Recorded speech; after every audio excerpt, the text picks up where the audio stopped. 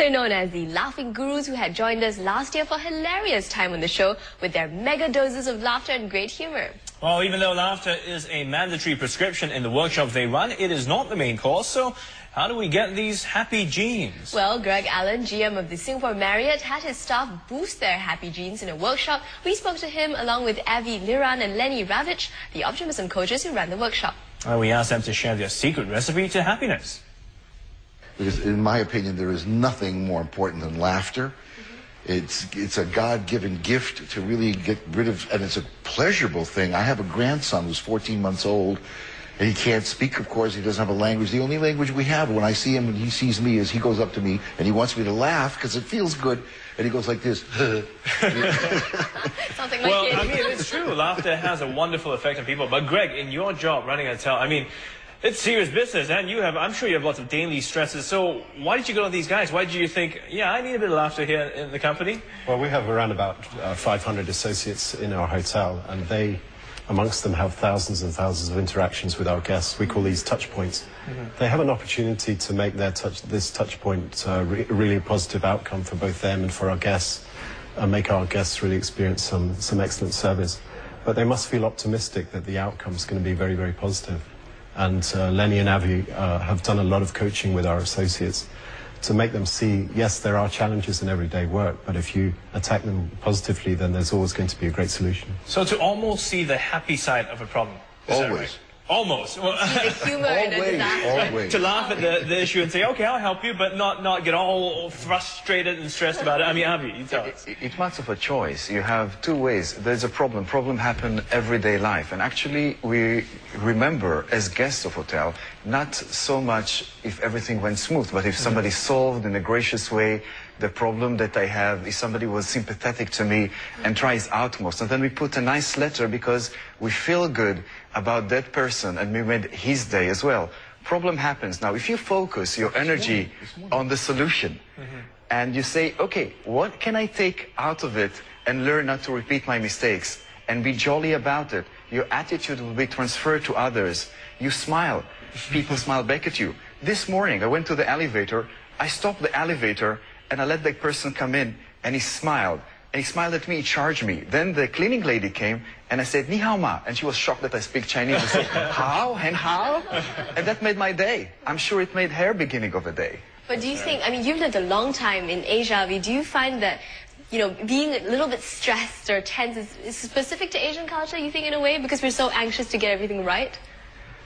If you get everything right, you might try to get everything on the left as well. If you're too stressed, what is the stress that you need and what is the self-induced stress that you are bringing into yourself?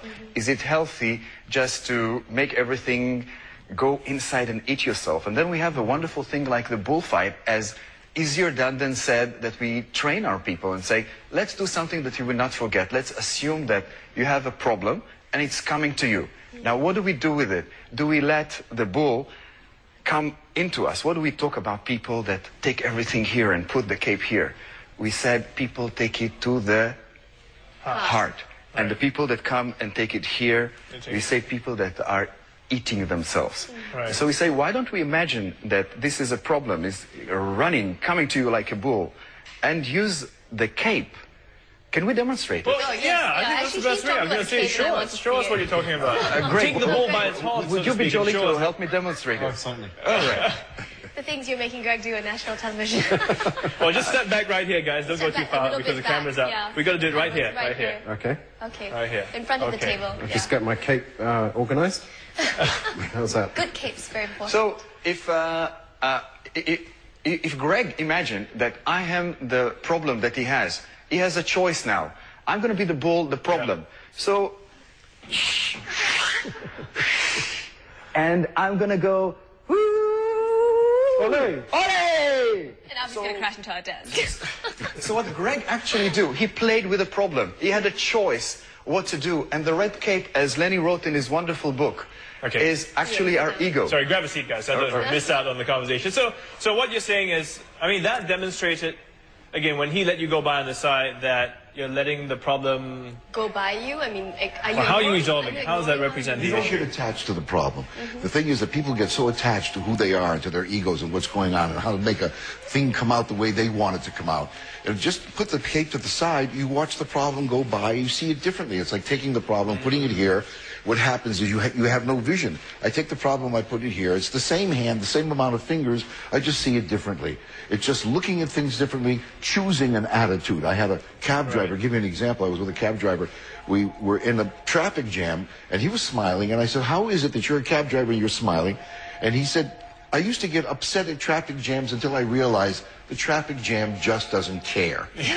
So reality doesn't care how we react. And I say to everybody, choose your reaction to be happiness. Because happy people don't get sick. We have a lot of research, people putting themselves into the hospital with stress. Well, let's ask, I mean, Greg, you put your guys through this workshop. Have you seen a difference, I mean, with the staff? How did they now approach problems, issues? There's been a very significant difference. We did our first workshop last year, so 12 months later. I think the attitude in the hotel amongst our management team is a lot more open-minded, a lot more ability to think out of the box, come up with solutions. There's also more camaraderie, because what Lenny and Avi make you do, they put you in some bizarre role plays, and it's hilarious, but they put you in situations that are a little bit uncomfortable. But when the team has done that together, then they have a different mindset, and it's been very, very positive in the service which we provide for our guests. Well, I have to say, I mean, for our viewers, the first 3 things in the morning, you know, Lenny and Abby, that you need to do maybe to get yourself in that right mood to tackle the day, what would they be for you? The first thing I try to do is, before I get out of bed, is I say thank you for all the list of things in my life that I'm satisfied. I try to look at what I have and not what I don't have. And I thank God for my health, my perfect fitness, my wife, my children, my grandchildren. I go through a whole list. Before I even get out of bed, I spend about 10 minutes myself with myself and God, if anybody wants to refer to the higher powers.